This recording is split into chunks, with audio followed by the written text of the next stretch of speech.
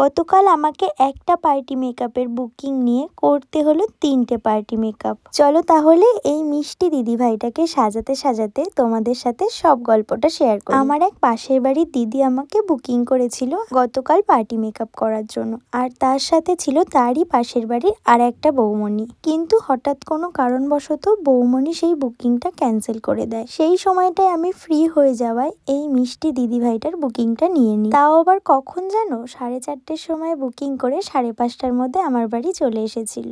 আর সব থেকে মজার ঘটনা ঘটেছিল আমার 3 নম্বর ক্লায়েন্টের ক্ষেত্রে। ওই দিদিভাই তো কোনো বুকিং ছাড়াই সেজে চলে গেল আমার কাছ থেকে। আসলে ব্যাপারটা হয়েছিল কি বলতো, তোমরা তো অনেকেই এতদিনে জেনে গেছো যে আমার মা ব্লাউজ বানায়। ওই দিদিভাইটার ব্লাউজ আমার মায়ের কাছে বানাতে দেওয়া ছিল, আর সেটাই দিদিভাই নিতে এসেছিল। আর এসে যখন দেখে আমি এই বাড়িতে এবং আজকে সাজাচ্ছি, তখন আমাকে জিজ্ঞাসা করে তোর কি সময় হবে, তাহলে আমিও একটু তোর কাছে রেডি হতাম। তখন আমি বললাম হবে, কিন্তু একটু দেরি হতে পারে। বললো কোনো অসুবিধা নেই, আমাকে 9টা 9:30টার মধ্যে রেডি করে দিলেই হবে। এই দিদিভাইয়ের পরে ওই দিদিভাইকেও রেডি করেছিলাম, সেটা না হয় তোমাদের সাথে পরে শেয়ার করব।